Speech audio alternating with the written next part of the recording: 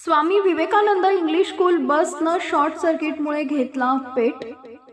सिल्लोड प्रतिनिधी वसीम आझाद। सिल्लोड तालुक्यातील आमठाणाहून भराडीकडे येणारी स्कूल बसनं शॉर्ट सर्किट झाल्यामुळे आमठाणा गावाजवळ पेट घेतला। ड्रायव्हरनं प्रसंगवधान राखून तत्काळ बस साईडला लावली व शिक्षक यांच्या सहाय्यानं गाडीतील सर्व विद्यार्थ्यांना सुरक्षित बाहेर काढले। गाडीत 40 विद्यार्थी व मॅडम होत्या। सुदैवानं यावेळी कोणतीही जीवितहानी झाली नाही।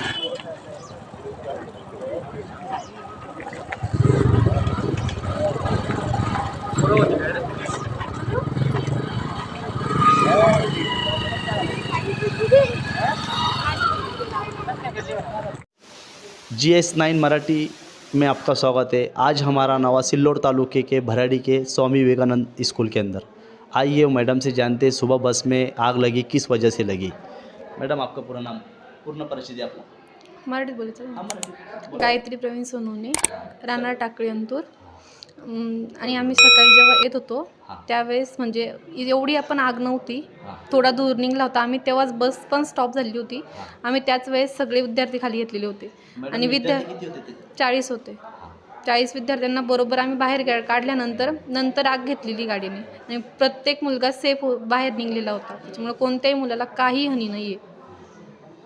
हे मॅडम कोणत्या ठिकाणी झालेलं आहे? आमठाणाच्या पुढं नाही, आमठाणाच्या पुढं पुलावरती। किती होते तुम्ही? एकच एकटे होते का? 2 जण होतं, पण पुढं मी असते त्याच्यामुळं काही नाही झालं नाही।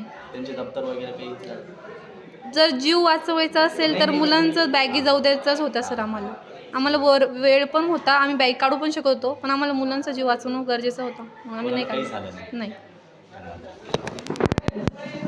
मॅडम आपला परिचय?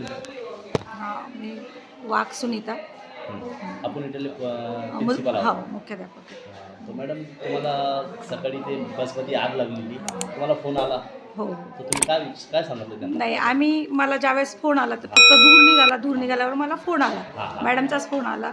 तर मी त्यांना सांगितलं की तुम्ही फक्त आधी मुलं काढायचे, त्यांच्या बॅग, टिफिन बॅग वगैरे आपल्यासाठी महत्त्वाचं नाही आहे।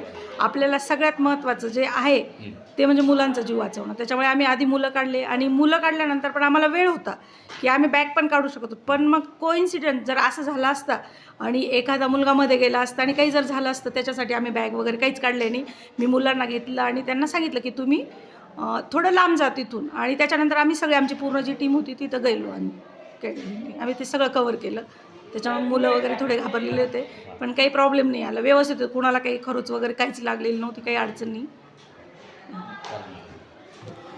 यहाँ पर आके देखे हमने प्रिंसिपल मैडम से जाने कि भाई बच्चों को कोई ख़तरा नहीं और सब सेफ है। इसी कैमरामैन के साथ मैं वसीम आज़ाद, फिर मिलेंगे एक नई खबर के साथ।